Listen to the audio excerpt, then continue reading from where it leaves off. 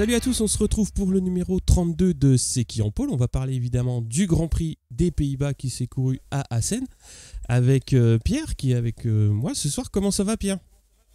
Bah écoute, ça va bien, j'ai chopé un petit rhume, mais le reste ça va. Bon, on va donc parler de cette 8e course de la saison. On s'approche tout doucement de la mi-saison. On va passer aux quelques news qui sont quand même tombées ce week-end. Ça a été assez maigre, mais on va en parler quand même. Je te laisse en parler. Oui, alors on a Stefano Nepa qui a rejoint le team SIP Moto à partir de ce GP d'Assen. Il sera coéquipier de John McPhee. Donc c'est un des jeunes talents italiens du moment, un jeune crack.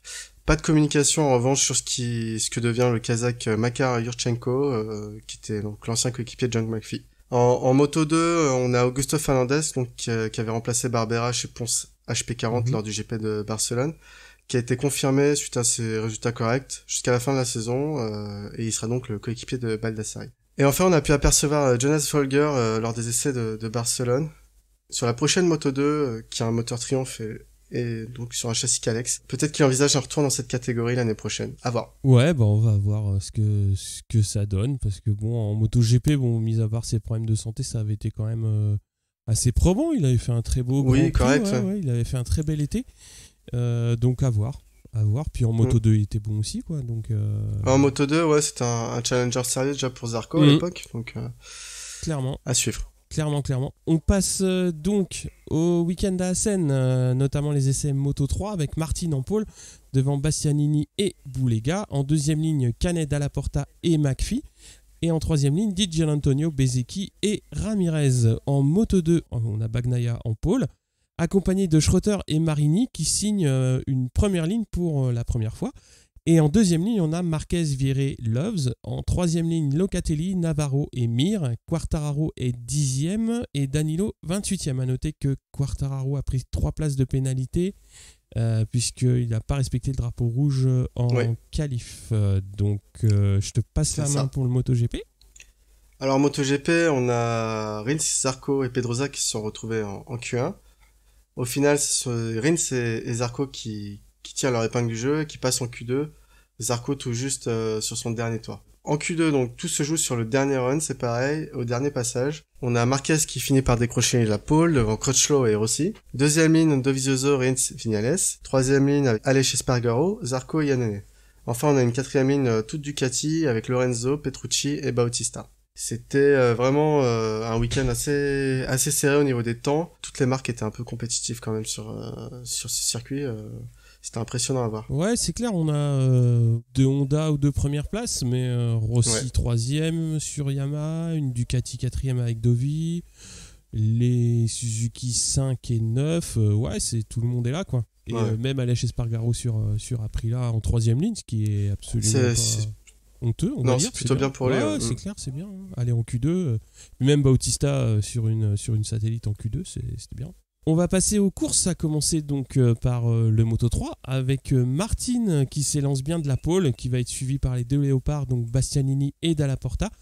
Bezzecchi et Canet sont dans le coup. On a Martin qui va se détacher dans les tout premiers tours avec un groupe à 3 derrière, Bezzecchi, Bastianini et Canet, suivi d'un autre groupe à 3 avec McPhee, Dalla Porta et Di Gianantonio. Alors de manière inhabituelle, c'est assez éparpillé et Martin réussit à se détacher assez nettement au tout début de course, mais il va être vite repris par Canet qui va réussir justement à faire la jonction et même à prendre les commandes du Grand Prix au 4e tour. À ce moment, donc, on a un groupe de tête à 5, donc Canet et Martin, avec Bezzecchi, Bastianini et McPhee. Alors ça va bien se titiller dans ce groupe pendant quelques tours. Le groupe va prendre donc 5 secondes sur les poursuivants à mi-course et il y a pas mal d'échanges de places justement dans ce groupe de tête. Et les pénalités commencent à tomber donc pour les chicanes coupées. On aura 5 pilotes sanctionnés au total sur la course, alors principalement pour la chicane des derniers virages, donc les 16, 17, 18. On a McPhee qui commence à prendre contact aussi avec le groupe à 5 tours de l'arrivée. Et à 3 tours de l'arrivée, Bezzecchi va abandonner la tête de course suite à quelques erreurs. Et Martin va en profiter pour prendre justement quelques dixièmes sur le groupe et se mettre un petit peu à l'abri. À 2 tours de l'arrivée, on va avoir 7 dixièmes d'avance pour lui, ce qui semble suffisant. Mais derrière, il y a donc une belle baston. McPhee va chuter donc à 2 tours de l'arrivée, laissant le groupe à 3 derrière Martin. Et Bezzecchi va aussi chuter dans le dernier tour, alors que il fermait le groupe, justement. Ouais.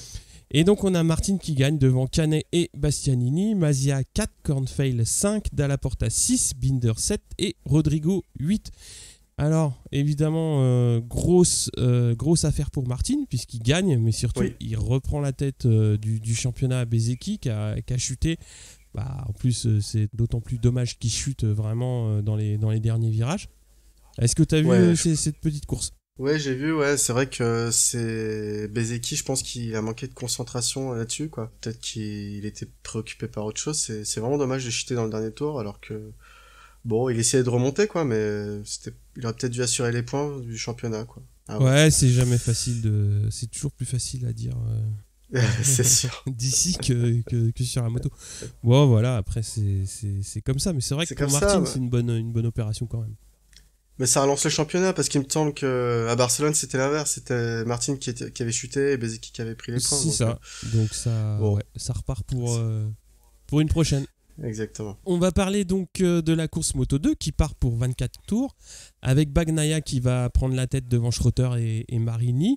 Mir se replace bien à la 4e place, il était parti d'un petit peu plus loin. On a une chute de Danny Kent assez tôt et Bagnaia dès le début va se détacher au début très légèrement, mais ça va vite s'accentuer. Schroeter parvient pas à suivre le rythme et va mener un groupe de 3 avec les deux marques VDS, donc Mir et Marquez. Groupe qui lui aussi va creuser un petit trou sur les suivants, composé d'une petite dizaine de pilotes. Alors Loves a complètement foiré son départ et pointe 13e alors qu'il s'était bien placé sur la grille. On a Marquez qui va passer Mir pour la 3e place au 5e tour, mais c'est un début de course, on va dire, assez calme, qui va voir quand même Manzi chuter au 6e tour. Marquez profite d'une petite erreur de Schroeter pour prendre la 2. Alors dans le deuxième groupe, on a Vieré, Oliveira, Marini, Binder, Pasini et Quartararo qui est là. Bon, ils sont un petit peu décrochés. Et Vieré va chuter lui au 9e tour. Baldassari a fait l'effort pour remonter sur Marquez et il le colle pour la 2e place. Et au 10e tour, on commence à voir donc le français Quartararo qui remonte petit à petit. Donc il pointe 8e. Et il commence à grappiller vraiment quelques positions. Il passe Mir 5 tours plus tard. Alors devant, les positions sont clairement figées. Et le français continue à cravacher et va passer Schroeter pour la 4. Baldassari crève, ce qui offre donc à Quartararo la 3e place. Mais il ne va pas s'arrêter là puisqu'il va aller chercher Marquez pour la 2. Il reste 3 tours et là par contre ça ne va plus bouger. Donc Bagnaia gagne alors de manière assez confortable, puisqu'il était en pôle, il a mené très très très très largement. Et surtout Quartararo qui fait 2e devant Marquez, Schroeter, Mir et Oliveira. Binder 7, Marini 8 et Loves 9. Donc côté Frenchy, Quartararo 2, Danilo 23e. Évidemment, on va parler de Quartararo. Ah oui. Quelle course il nous a fait, Quartararo. C'est incroyable cette faculté qu'il avait à partir de la deuxième partie de course de doubler. Enfin, il avait des trajectoires par rapport aux autres qui étaient assez hallucinantes. On avait l'impression qu'il arrivait à tourner la moto beaucoup plus facilement. Je sais pas s'il avait plus de grip ou si sa moto plus maniable ou j'en sais rien. Mais c'est vrai que ça semblait facile. Je crois que au 11e tour, j'avais regardé, il était à 6 secondes du premier, donc de Bagnaia. Et au final, il finit 2e à 2 secondes derrière lui, quoi. Ouais. Donc, quelle remontée, quoi. Ouais. Puis c'est, comme tu l'as dit, effectivement, il les a croqués un par un de manière assez facile. Début de course, on va dire, où il est parti un petit peu à son rythme, c'est-à-dire il est resté dans le paquet. Et après, il a clairement haussé le ton. Et c'était impressionnant de le voir et c'était chouette. Surtout compte tenu de ce qu'il a fait aussi il y a 15 jours. Confirmation, il y a encore des courses à faire. Ça, c'est clair. Mais bon, c'est ce qu'il a dit aussi en interview. Ils ont trouvé quelque chose sur la moto. A priori, ça marche pas que en Catalogne. Donc, ouais, parce qu'en plus, c'est pas du tout le même type de circuit, les deux. Donc, c'est ça. C'est plutôt rassurant pour lui, pour l'avenir. Faut qu'il reste confiant. Et puis, je pense que ça va le faire. Moi, je pensais pas qu'il serait là, honnêtement. Je l'avais dit la dernière fois, dans le dernier podcast, je pensais ce serait bien qu'il fasse un top 5 pour confirmer. Ouais. Là, il fait une 2e place. chapeau Fabio. Ouais, faut continuer sur toutes les courses, quoi. Ouais. Pour bien se placer, parce qu'il va y avoir quand même pas mal de pilotes qui vont monter en GP en fin de saison. Donc, faut choper un bon guidon pour l'année prochaine, surtout qu'il y aura le nouveau moteur. Ouais, voilà, faut se montrer. Mais moi, ce que j'ai bien aimé aussi dans sa course, c'est la manière qu'il avait de doubler les autres pilotes. C'était autoritaire, mais propre. Ouais, c'était super mais propre. Ouais. C'était super propre, mais c'était très autoritaire et j'adore ça, quoi. Ouais. En parlant de super propre, tu vas nous parler du MotoGP ? Ouais. Alors, MotoGP, c'était une course assez impressionnante. Donc, on a Marquez qui fait un très bon départ, qui fait le all shot, hein. Mais c'est Lorenzo qui s'extrait de la masse pour virer 2. Suivent ensuite Dovi, Crutchlow et Rossi. Les dépassements vont s'enchaîner, Rossi va passer Crutchlow, Dovi et Lorenzo vont passer Marquez, mais un tour plus tard, Marquez va réussir à repasser devant. Personne ne creuse réellement d'écart, on va dire qu'il y a 10 motos qui sont vraiment les uns à la suite des autres, on aurait dit presque le Moto 3. Lorenzo puis Rossi vont à nouveau passer Marquez, même Dovi. Mais Marquez va le repasser avec une petite touchette au passage. Dans le même temps, alors moi j'ai mis que Lorenzo avait raté une vitesse, mais j'en suis pas si sûr. Lorenzo à la sortie d'un virage, il va se mettre à ralentir et Rossi, lui, il est en pleine accélération, il vient le toucher à l'arrière. Pour le coup, c'est une belle touchette là. Ouais. Heureusement, ils ont pu éviter le drame, mais le carénage de la moto, là, la boîte noire à l'arrière de la moto, elle est bien marquée. Donc les dépassements s'enchaînent. C'est assez incertain, un groupe de 8 s'est constitué, donc on a Lorenzo, Marquez, Dovi, Rossi, Rins, Crutchlow, Viñales et Zarco. Rins va bien se placer et réussir à se hisser second en poussant un peu Marquez qui manque de perdre l'avance. En fait, il rate son cale-pied. Quand je dis qu'il le pousse, en fait, il le touche pas du tout, hein, mais il dit regarde, c'est ma trage, donc écarte-toi si tu veux pas qu'on ait un accident. Lorenzo reste solidement accroché en tête avant que Dovi vienne le chercher, puis Marquez et Viñales. On a une chute de Petrucci alors qu'il était 12e. J'ai pas trop compris ce qui s'était passé, mais voilà. Viñales, Marquez vont se chercher alors qu'ils sont en tête et trop en faire. Ils vont sortir de la piste après un freinage raté. En gros, c'est tu freines d'abord, non c'est toi, et puis ils vont rater le virage, quoi. Du coup, il y a Dovi et Rossi qui vont en profiter pour passer devant. Il y a un écart qui s'est creusé quand même sur Rins, Crutchlow, Lorenzo et Zarco. Donc on a ces 4-là en tête.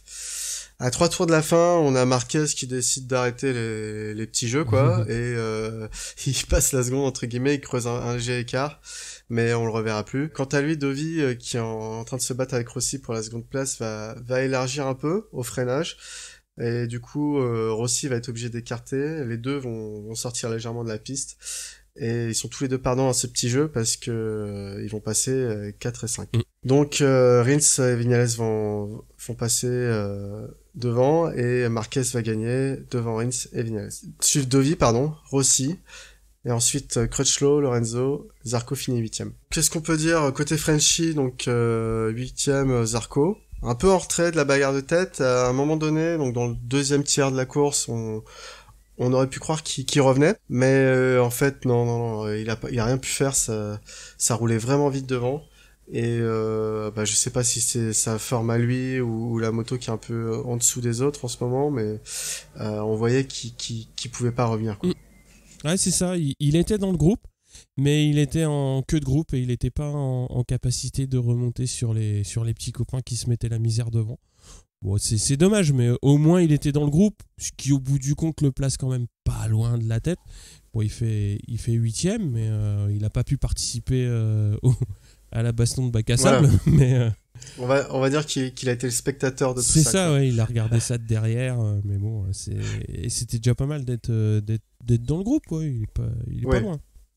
Oui, non, et puis il y a eu tellement de dépassements, il suffisait qu'il y en ait un ou deux qui chutent, je sais pas ce qui peut se passer. Il pouvait grappiller des places, ouais. Franchement, c'était une course quand même de haut, alors.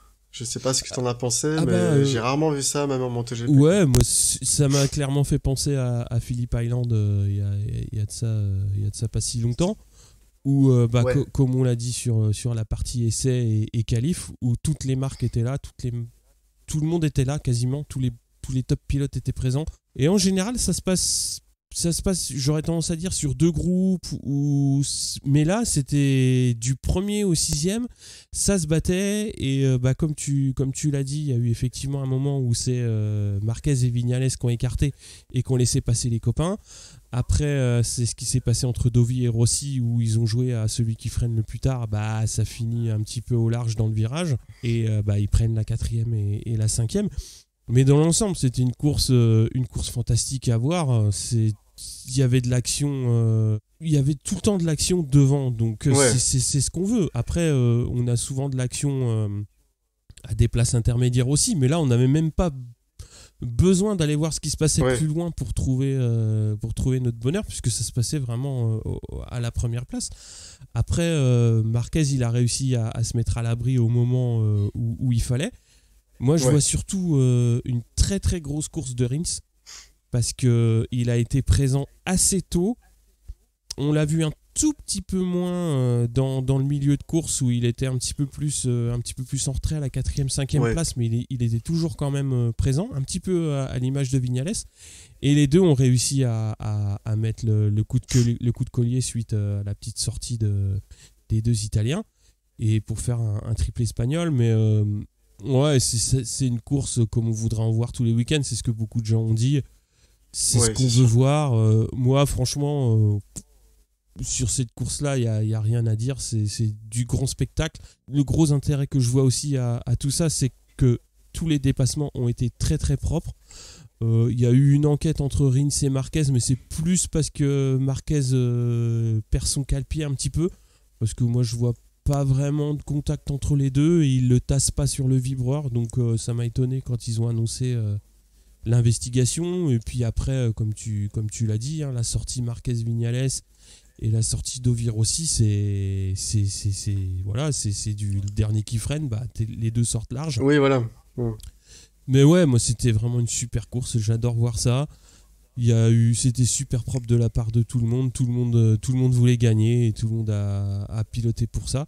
Et c'était vraiment une super course. Je trouve que le grand perdant dans le coup, ça a été quand même Iannone, parce qu'on l'a assez rapidement perdu de vue. Et il finit à 14 secondes de Marquez, alors que justement Rins lui a fait plutôt une bonne course. C'est dommage pour lui, il a pas su s'accrocher au groupe de tête. Alors, je crois qu'il a pris une pénalité, je suis pas sûr, on va vérifier. Oui, à la fin, il a pris une pénalité, t'as raison, ouais, il avait coupé un virage, il me semble. On peut revérifier, ouais. Il aurait pu mieux figurer, mais c'est un peu dommage. Après, le grand absent, tu m'en as parlé un petit peu avant le podcast, de cette baston, c'est Pedrosa qui est quand même assez loin sur cette course. Il finit 15. Il finit 15. Dans les points. Ouais, ce qui nous offre quand même le top 15 le plus serré de l'histoire, si j'en crois les observateurs qui ont beaucoup plus d'historique du MotoGP que nous. Puisque les 15 sont en 16 secondes. Que dire, on dit Zarco est loin, mais il est à 7 secondes de la tête. Bon, il est à 3 secondes, il est à 2 secondes et demie de Lorenzo. C'est honorable. Ouais. Lorenzo, en parlant justement, moi ça m'a fait plaisir, parce que j'ai l'habitude de le voir plutôt comme un pilote qui, je dirais pas peureux, mais effectivement quand il gagne, c'est qu'il a réussi à prendre le large, et je le vois pas comme un pilote de baston. Non, et là, clairement, il a fait un début de course où il s'est bien défendu, et c'était serré. Il n'a pas réussi à se détacher, mais après, il a payé un petit peu peut-être son choix de pneus, mais qui aurait pu être audacieux, tout à fait, puisqu'il est qu'à 4 secondes, il n'est pas non plus, loin. Mais ça m'a fait plaisir de le voir déjà aux avant-postes comme il avait pu l'être les 2 dernières courses, et puis surtout que il s'est battu aussi, quoi. Oui, on l'a vu, il a essayé plusieurs fois il a mené la course, même pendant quelques tours d'affilée, mais il a pas réussi à créer le gap comme il fait d'habitude. Il s'est fait reprendre, et il a pas perdu sa contenance comme ça lui arrive souvent quand il se fait reprendre. Alors quand il s'est fait reprendre, il a perdu rapidement 2, 3, 4 places, on le voyait déjà finir 10e. Mais il a payé les pneus, final, je pense qu'il a payé les pneus, il est parti en soft à l'avant. Ça a dû lui jouer des tours sur la fin. Mais il est resté dans le coup. C'était bien. Ça fait plaisir de voir tous ces gros, on va dire, qui étaient dans le coup. Il y a toujours sinon quelqu'un qui est en retrait, mais pas sur cette course. La Honda de Marquez, elle fonctionnait. Les Yamaha de Vinales et Rossi, ça marchait bien. Les Ducati, elle marchait bien. C'était quelque chose. Ouais, Donc je conseille, si quelqu'un n'a pas vu la course, d'aller vite regarder ça. Pour l'instant, s'il y avait une course à voir cette année, je pense que c'était... Ouais, c'est celle-là, jusque-là, ouais. Ouais, en discussion un petit peu post-course, bon bah il y a eu effectivement des dépassements de sauvages dans cette course, mais moi dans l'ensemble je trouve que c'était même pas viril. J'ai trouvé que c'était comme ça devrait être tout le temps sur les courses, c'est-à-dire costaud sans être agressif, mais bon a priori il y a Rossi qui avait quelque chose à dire. Oui, donc Rossi, il a lancé sa petite pique habituelle en fin de course quand il est pas content. C'est jamais méchant, mais ça fait jamais plaisir. Du coup, par rapport au dépassement de Dovi, où ils sont tous les deux dû élargir, alors qu'ils étaient deuxième et troisième, il s'est fendu d'une petite phrase, comme quoi c'était pas très intelligent de la part de Dovi tactiquement, parce que à ce moment-là, donc ils perdent le podium et qu'ils finissent quatrième et cinquième, et il aurait dû pas forcément faire cette tentative à ce moment-là, quoi, selon aussi. Bon. Ah oui. Faut mieux le laisser devant, évidemment. C'est exactement ça, faut mieux le laisser devant, et puis même si tu peux ralentir, hein, quand il y a Monsieur Rossi devant, ça l'arrangerait.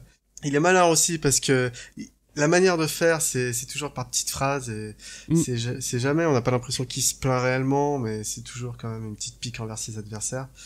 Bon. Après, Dovi, lui, c'est pas du tout le genre, donc je pense pas qu'il répondra. Non. Mais...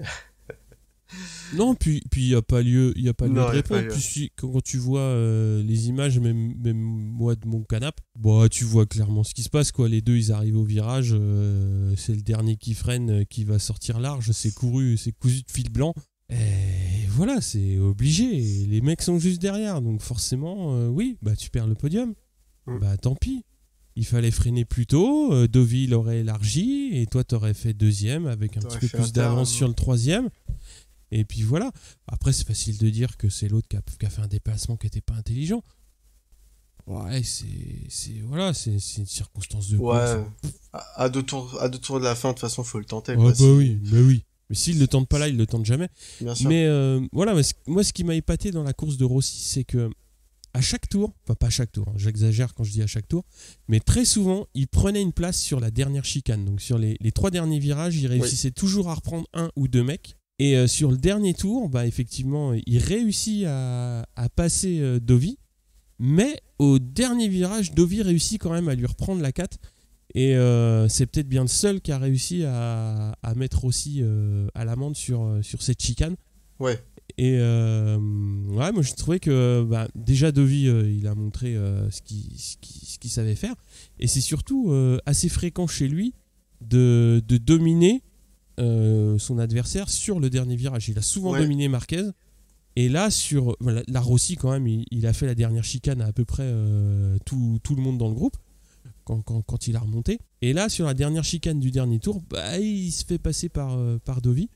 Et je pense qu'effectivement, dire que Dovi est pas intelligent, quand on voit ce qu'il réussit à faire sur les derniers tours, c'est un peu abusé. Ouais, non, Dovi, typiquement, comme tu dis, c'est quelqu'un qui va analyser justement la trajectoire des autres, et il va essayer de passer là où il y a un trou, et il va pas forcer le passage, c'est pas son genre. Donc quand il voit Rossi entrer dans la chicane, il sait très bien ce qu'il va tenter de faire et où passer pour que ce soit propre. Il réussit à le faire, comme quand il sent que Marquez va arriver dans son dos pour tenter de le doubler, et il va faire l'intérieur juste derrière. Enfin, c'est quelqu'un qui est assez intelligent dans la manière de conduire. Je pense que il méritait pas ça. Ça fait jamais plaisir d'entendre ça, alors que c'est pas vrai, quoi. Ouais, je pense qu'il s'en fout un peu. Ouais, il s'en fout, puis je pense que voilà, tout le monde a l'habitude dans le paddock de se prendre une petite remarque alors j'allais dire de Papy Rossi, mais on peut dire de la légende, hein. Pareil, quand il avait fait les petites piques à Zarco l'année dernière, c'est un pilote trop agressif, machin. Zarco allait s'écouler, et puis au final, 6 mois plus tard, Rossi disait c'est un petit jeune, il en veut, machin, c'est bien. Bon, c'est sous le coup de l'émotion, on va dire. Ouais, je trouve que c'est dommage après une course comme ça, après le spectacle, d'avoir quelque chose à redire sur ce qui s'est passé en piste, parce que Ouais, ça fait un peu chafouin, ça fait un peu... Ouais, bah... Après, même si il dit aussi que, bon, bah oui, il y a eu plein de dépassements pendant la course, mais je trouve que c'était pas nécessaire d'appuyer dans ce sens-là. Mais bon, après, c'est lui qui a le micro, c'est pas moi. Hein. Oui, voilà. Mais en plus, ça aurait vraiment pu être une course différente, justement, s'il y avait vraiment des pilotes trop agressifs ou pas intelligents. Ça aurait vraiment pu finir par terre, Oui. j'imagine, si par exemple Yannone s'était mis dans ses mauvais jours, ce genre de choses, ça peut très vite mal finir. Non, non. Là, c'était pas des bacs, il y en a sur tous les circuits. Hein. Exactement.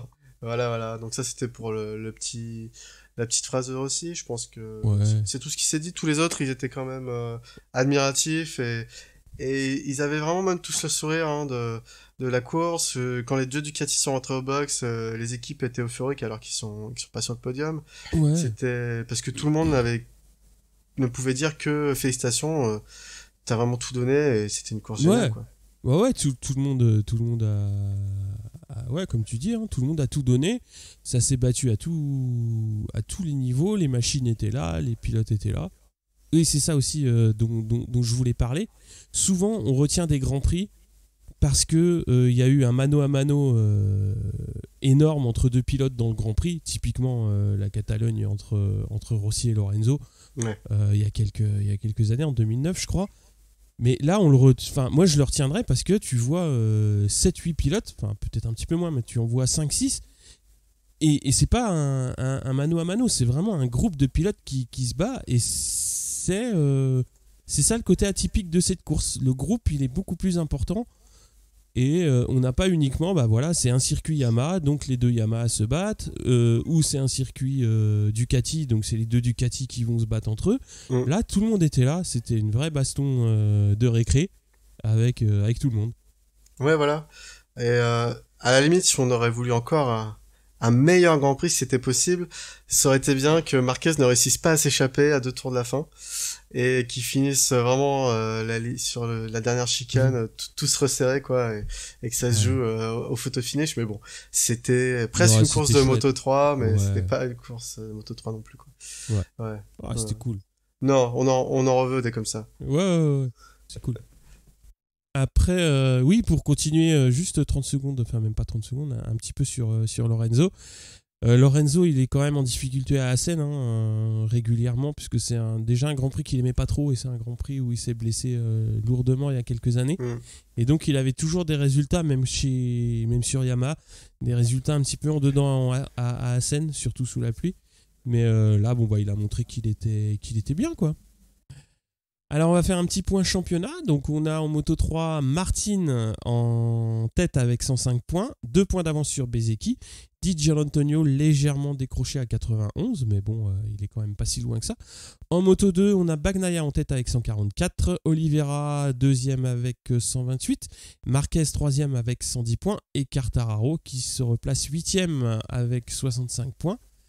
Et en MotoGP, Marquez 140, Rossi 99, Viñales 93, Zarco toujours 4e avec 81 points, mais il a très très peu d'avance sur Dovi et Crutchlow qui sont à 2 points.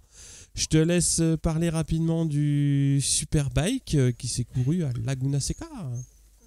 Ouais, alors ça avait lieu le week-end du 23 et 24 juin, donc on a base sur les deux courses qui fait 15e en course 1. Malgré une chute en début de course, il remonte sur la moto, il parvient à finir dans les points, mais il y avait quand même eu beaucoup de chutes ce jour-là. Et il finira 10e en course 2. Au général, il est 11e. Donc en Supersport, il n'y a pas eu de course à Laguna Seca et pas non plus de Junior Supersport 300 à Laguna Seca. Il n'y avait que du WSPK. Ouais. Bah c'est quoi le prochain GP Alors c'est quand le prochain GP? C'est dans 2 semaines en Allemagne, au Sachsenring. Ouais, ça va venir assez vite comme à chaque fois. Après, je sais pas si on va avoir l'annonce de Yamaha et tout. A priori, ça semble sentir bon puisque il y a des commentateurs il y a quand même pas mal. Qui couraient après Lynn Jarvis tout le week-end et il leur a dit non, j'ai pas le temps, on aura plus de temps de discuter aux Sachsenring. Donc ça devrait annoncer quelque chose. Bah là, pour le Grand Prix du Sachsenring, qu'est-ce qu'on peut dire? Marquez favori, hein, il l'a gagné l'année dernière. Ouais, c'est là qu'il avait vraiment commencé en plus à remonter au championnat, puisque c'est pas lui qui avait mené le début de la saison. Contrairement à cette année, ouais. C'était Vignales. On avait Folger qui avait fini deuxième l'année dernière, on s'en souvient. Devant Pedrosa troisième, donc on peut dire que les Honda sont plutôt à l'aise. Peut-être qu'on va avoir des Yamaha aussi, je sais pas du tout. On verra bien. J'aimerais bien voir la Ducati, mais bon, ça, c'est pas fait. Oh, bah si, pourquoi pas. Ah, c'est pas un circuit où ils sont forcément le plus à l'aise. Ouais, faut attendre l'Autriche. Ouais, l'Autriche, ça va être autre chose. L'Autriche, c'est ses cadeaux. Hein. Ah oui, c'est leur deuxième circuit après le Mugello. Ouais, c'est ça. Bon, pour conclure, c'est donc HVD Julie qui a gagné les goodies pour ce Grand Prix, en ayant joué Marquez en pole. Puisque oui, félicitations. Et puis, donc, on va vous retrouver sur le Twitter, hein, évidemment, @CQEP_pod. Et on va vous retrouver tout l'été, puisqu'on a quand même notre comparse qui est à l'autre bout de la terre, en train de se dorer la pilule, je pense, chasser le koala. Et qu'est-ce qu'il peut chasser au Japon? Au Japon, le samouraï. Le samouraï. Ouais, ça. Les sushis. Ouais, les sushis. Voilà. En train de faire des sushis de koala. Voilà.